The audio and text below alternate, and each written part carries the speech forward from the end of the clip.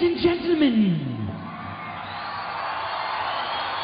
Styx welcomes you to the Grand Illusion.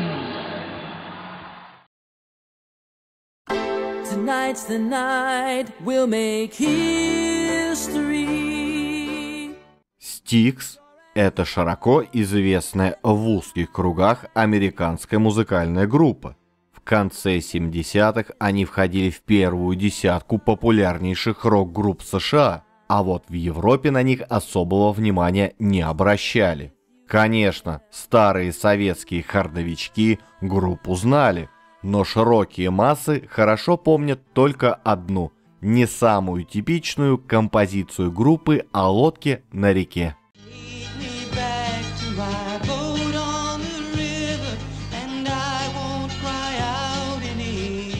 У истоков Styx стояли братья-близнецы Чак и Джон Паноццо.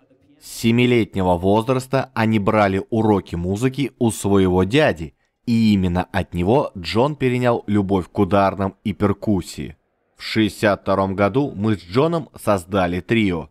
Джон играл на ударных, я на ритм-гитаре, а наш однокашник на аккордеоне.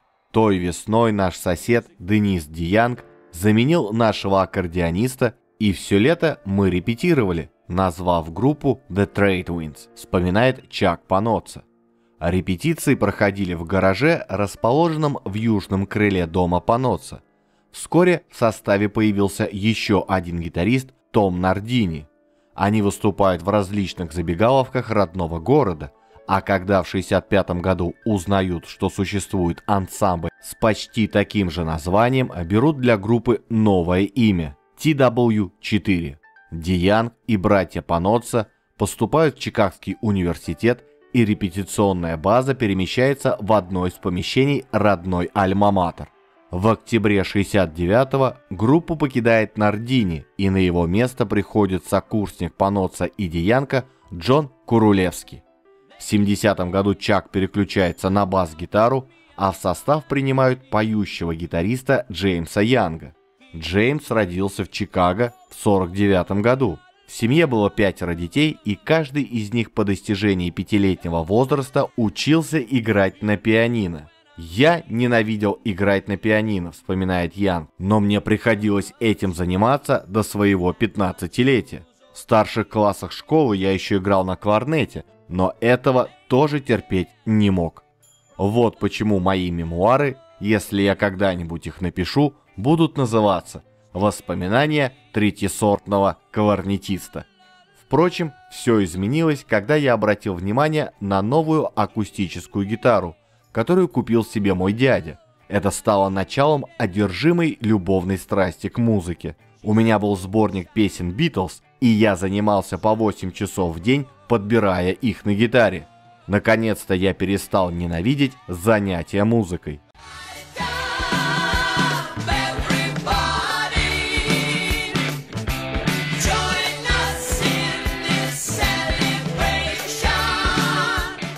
Летом 1967 года они выступили на так называемой «битве ансамблей» и заняли 3-е место. Победители получили денежный приз, но отказались от возможности отправиться на гастроли. Тогда занявшим 2-е место предложили поехать в тур по Канаде и Европе, но для этого каждый член группы должен был внести по $400. Те отказались, а бронзовые призеры бросились в ноги родителям. Искомую сумму удалось найти, и группа отправилась за границу.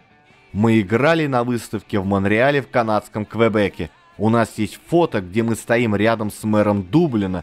Мы были на Кернеби-стрит в Лондоне, выступали в Голландии и Германии, после чего вернулись домой, вспоминает Джеймс. В начале 70-х TW4 экспериментировала с различными стилями, от рок-н-ролла до фьюжн. Ребята записали демо-пленку, разослав ее различным звукозаписывающим компаниям.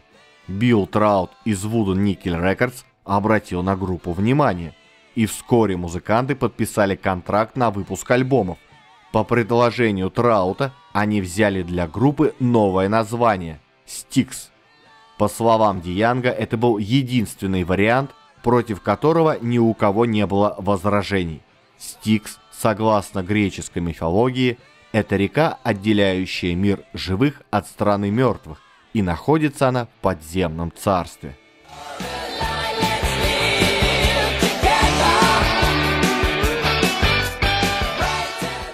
Дебютный альбом группы вышел в октябре 1972 года. Продавался он плохо. Реализация проходила в основном перед концертами группы. В июле 1973 появился Styx 2, и песня Денниса «Lady» стала популярной на чикагских радиостанциях. Ребята бросают работу, решив посвятить себя всецело музыке.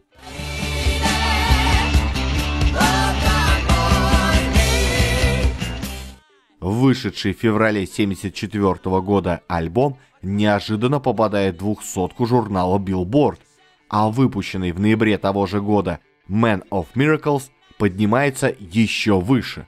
Тем временем баллада «Lady», которую регулярно транслировали по чикагскому радио, приобрел всеамериканскую популярность, заняв 6-е место в национальном хит-параде.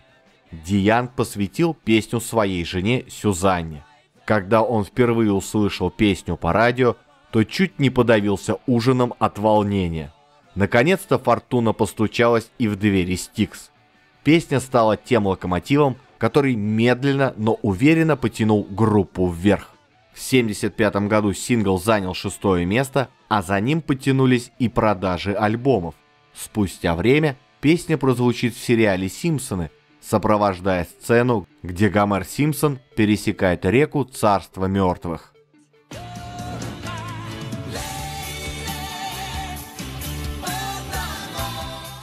На волне успеха группа подписала контракт с новым лейблом и в марте 1976 года выпустила новый альбом, который неплохо продавался и принес очередные 2 хита. Еще одна композиция стала очень популярной в канадской провинции Квебек, где она уступала только песням «Лестница в небо» и «Отель Калифорния». Неудивительно, что именно в Квебеке Styx впервые в жизни выступили на концерте в качестве хедлайнеров.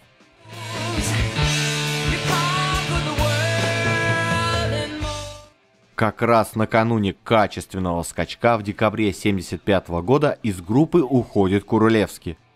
«Джон был чокнутым поляком», — говорит Янг.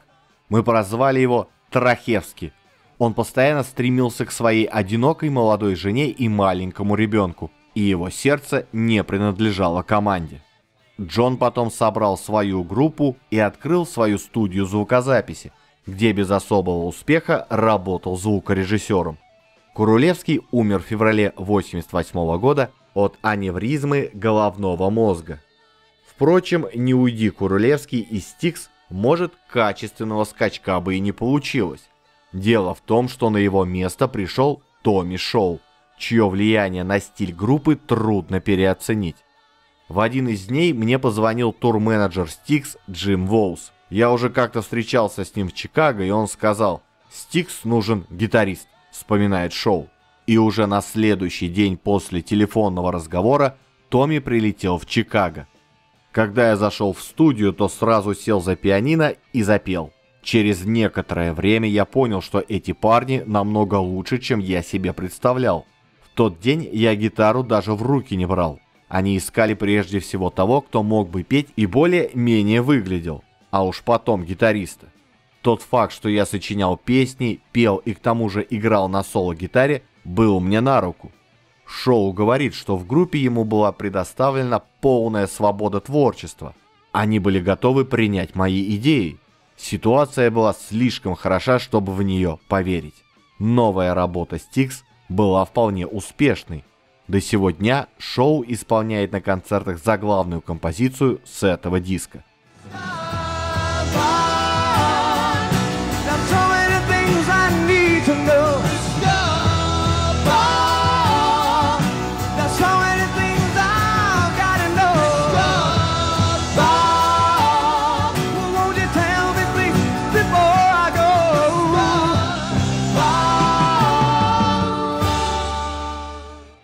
Следующий альбом вышел 7 июля 1977 года. Денису пришло в голову, что если мы выпустим наш 7-й альбом в день, который обозначается одними семерками, то это принесет нам удачу, говорит Ян. Альбом стал настоящим прорывом для группы. Это первая пластинка, которая стала трижды платиновой. Она поднялась до 6-й позиции в первой сотне Билборда и продержалась там 9 месяцев.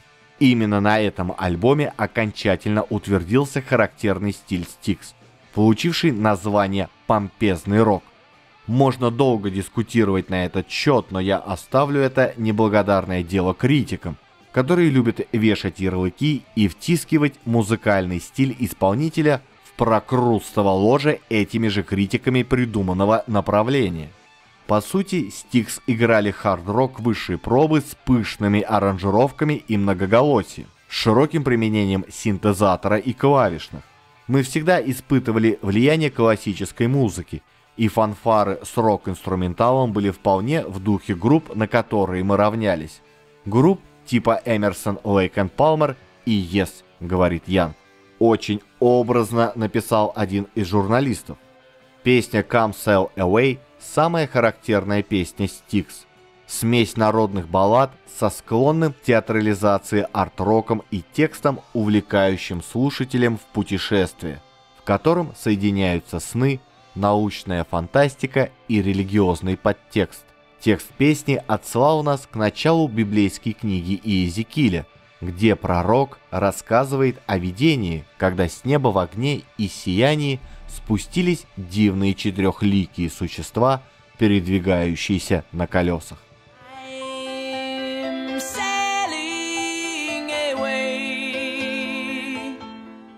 Позже музыканты вспоминали, что проталкивали этот сингл на радио не совсем законным путем, завозя диджеям взятки в виде мешочков кокаина.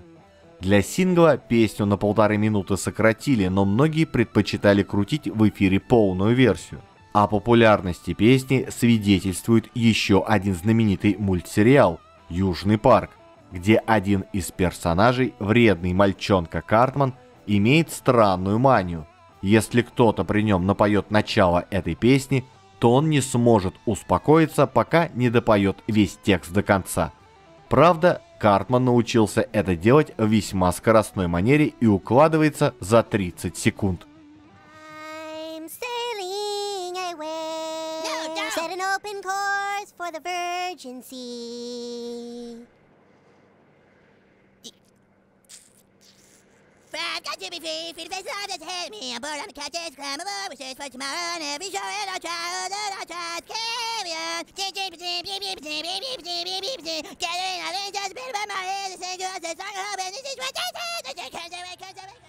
Заглавная же песня альбома полюбилась диск-жокеям на радио, хотя песня предупреждает: не поддавайся на обман радиостанций, телевидения или журналов. Они показывают тебе фотографии того, какой должна быть жизнь, но это всего лишь чьи-то фантазии.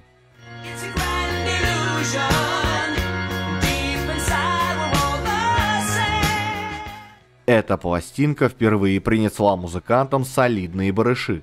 Чак Паноцца говорил: когда пришел первый чек, я даже попросил своего брата проверить, не подделка ли это. Для человека, оставившего работу школьного учителя, это было чересчур. Музыканты превратились в рок-звезд. Больше всего внимания доставалось самому смазливому участнику группы – Шоу.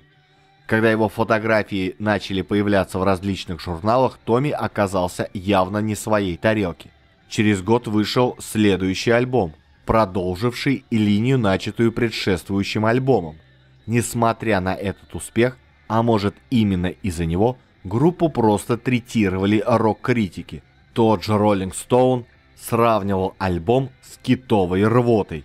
Но публику подобные рецензии не интересовали. Группа пользовалась просто-таки всенародной любовью.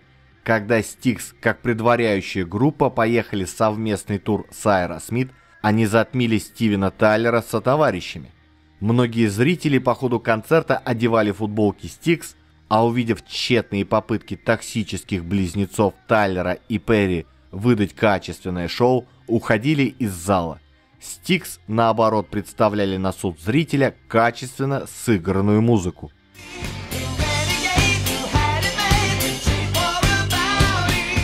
Все шло по накатанной колее. Альбом 1979 года дал группе первый сингл, возглавивший американский хит-парад. В январе 1980 года эта песня поднялась до 16-й позиции в Британии, а также была на верхушке чартов других стран. Эта баллада была очередным посвящением Де Янга своей Сюзанне, а конкретно подарком на ее день рождения. Поначалу песню даже не планировали размещать на альбоме.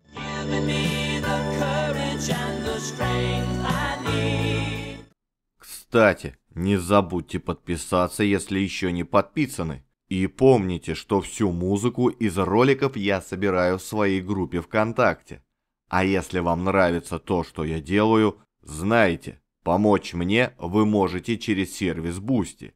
Также веду страницу на Яндекс.Дзене. Если пользуетесь им, подпишитесь и там. Все ссылки оставил в описании под видео. На диске есть еще одна взрывная баллада. Та самая «Лодка на реке». В 80-м группа выпустила ее на сингле, и на этот раз все произошло наоборот. В США песню проигнорировали, зато полюбили в континентальной Европе.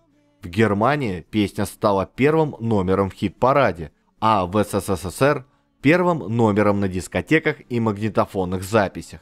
Без этой песни и сегодня редко обходятся сборники в стиле рок-баллады. Эту стилизованную под фольклор песню написал Томми Шоу. Он же ее и спел, подыгрывая себе на мандолине. В песне вообще полно акустики. Де Янг играет на аккордеоне, Джеймс Янг на акустической гитаре, Чак Паноза на контрабасе, а его брат Джон на бубне.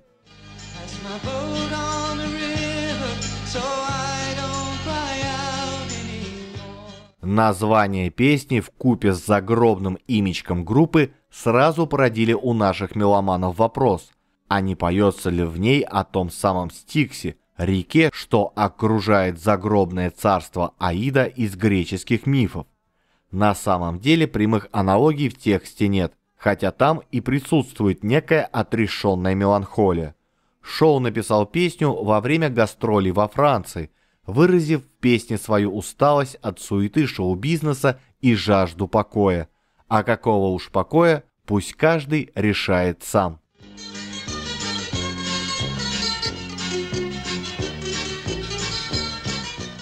В 1981 году группа выпустила концептуальный альбом, который стал их самой популярной работой, возглавив список журнала Billboard. У нас в городе был театрик с таким названием. Я помню его уже с табличкой «Рай закрыт». Я подумал, что это символично, упадок Америки и как мировой силы, и просто как страны. Когда-то это был шикарный дворец, райский театр. А потом он стал одной из развалюх в квартале трущоб. По-моему, это характерно для того, что стало с нами в последние 1,5 десятка лет, говорил Де Янг. Это своеобразная рок-опера, ставшая 4-жды платиновой, а в 1981 году была признана лучшим альбомом года.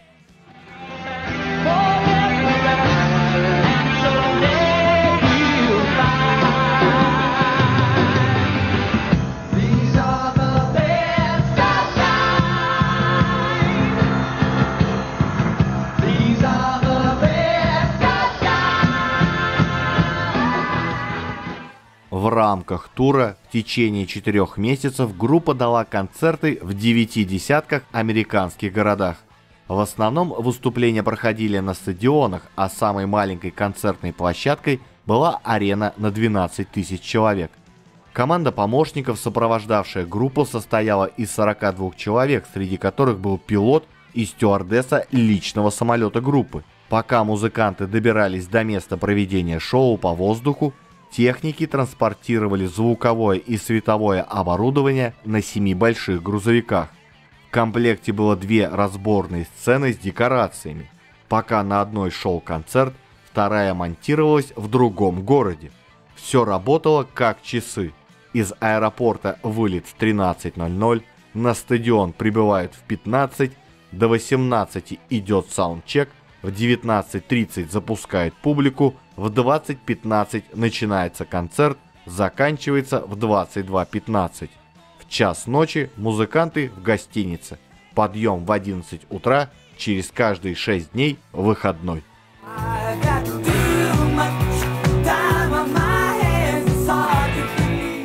Между тем в группе начались творческие разногласия. Диянг тяготел к театральным формам и прогрессивной музыке. Шоу и Ян хотели исполнять более жесткий рок, но Деннису удалось настоять на продолжении линии концептуальных альбомов. Так появился следующий альбом «Некая антиутопия». Как говорил Янг, я не хотел записывать этот альбом, и я знаю, что никто, кроме Денниса, этого не хотел. Но в какую-то минуту слабости все мы сказали «да», потому что Деннис был непреклонен. Он настаивал, убеждал нас и приводил всяческие аргументы. В конце концов стало ясно, что он стал неуправляем. Но Деннис дал определенные обещания, и я встал на его сторону. По-моему, Томми был ужасно зол на меня, потому что считал меня сообщником Денниса. Как бы то ни было, альбом закончили. Критика разнесла альбом в пух и прах, отмечая, что концепция альбома надуманная. Но очередная платина в 1983 году была наглядным подтверждением пословицы, что собака лает, а караван идет.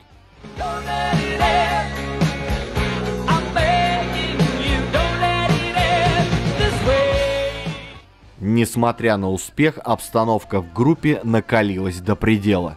Янг назвал взаимоотношения между Томми и Деннисом перетягиванием каната. Да и сам он был недоволен слащавыми балладами Диянга.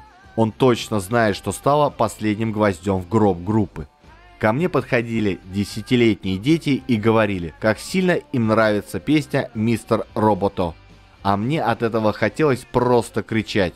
Эта песня отдалила еще сильнее нашу основную аудиторию.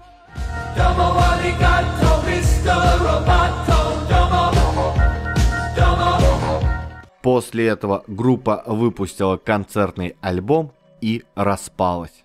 Сразу же после этого в 1984 году Деннис и Томми разродились успешными сольными альбомами. Джеймс Янг сотрудничал с Яном Хаммером и записал вместе с братьями Паноццо свой альбом. В 1988 году Томми сформировал свою группу, а в 1990-м остальные музыканты реформировали Styx, взяв на место шоу Глена Бертника. Этим составом музыканты записали альбом. Бертник показал себя неплохим композитором, что помогло альбому подняться до 63-го места в чартах. На диск была помещена популярная баллада Денниса, написанная для его сына Мэтью. Она попала в струю, началась война в Персидском заливе, и некоторые радиостанции накладывали на эту композицию голоса детей, чьи родители принимали участие в освобождении Кувейта от иракских войск. Несмотря на успех альбома, звукозаписывающая студия не захотела подписывать новый контракт с группой, и после гастролей по США Styx опять распались.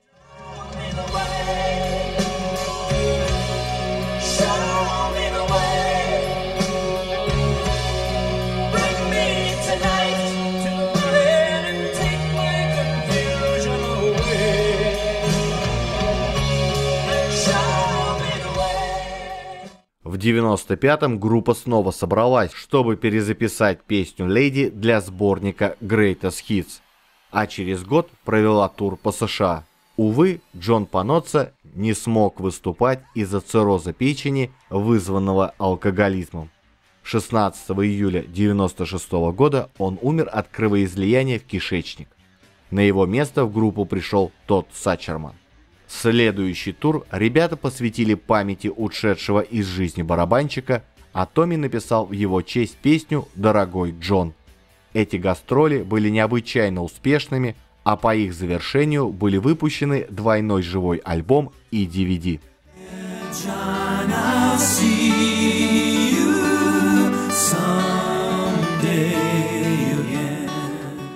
В 1998 году Чак Паноццо отошел от дел в группе, признавшись коллегам, что он гомосексуалист и болен СПИДом. Чак только изредка появлялся на сцене, а на его место взяли Глена Бортника. В 1999 году группа выпустила первый за 10 лет студийный альбом. На этом альбоме явно заметны различия в подходах к компоновке песен. Композиции Диянга, сработанные в стиле бродвейских мюзиклов, резко контрастировали с роковыми вещами Джеймса и Томми. Единства не было. Спорили о том, какие песни следует размещать на синглах, спорили по поводу обложек. В свои песни Шо и Янг не хотели включать партии клавишных и вокал Диянга и так далее и тому подобное. Вскоре наступила развязка. Деннис покинул группу. Так за клавишными появился новый участник Лоуренс Гоуэн. В 2000 году Styx провели очередной тур. Концерты в 40 американских городах оказались очень успешными. Был выпущен двойной концертный альбом. Далее Styx провели ряд благотворительных концертов. Средства от продажи билетов пошли в фонд Красного Креста, а также на нужды семей пожарников и полицейских, погибших во время теракта 11 сентября. Департамент нью-йоркской полиции даже вручил группе специальную награду – «Железный крест», сделанный из стальных фрагментов рухнувших зданий ВТО. В феврале 2003 года выходит новый альбом. Несмотря на неплохую подборку композиций, альбом был реализован в количестве, не превышающем 15 тысяч экземпляров, что кажется смехотворным для группы, легко продававшей по 3 миллиона дисков в 70-х и 80-х. Группа берет свое на гастролях. Люди, не желающие тратить деньги за новые сочинения группы, послушать старые хиты в живом исполнении не отказываются.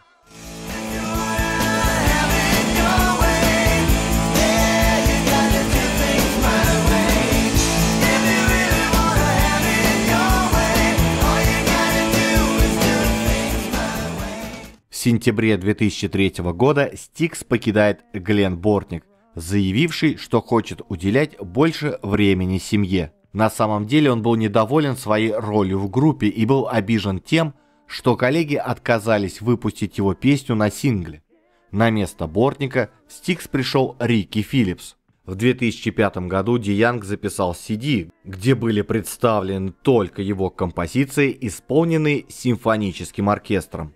В Канаде этот диск стал трижды платиновым. Группа же ответила своим кавер-диском. На альбоме, выпущенном в мае 2005 года, представлены очень удачные аранжировки различных классических рок-композиций. Альбом достиг 46-й позиции в чартах, наивысшее достижение группы за последние 14 лет.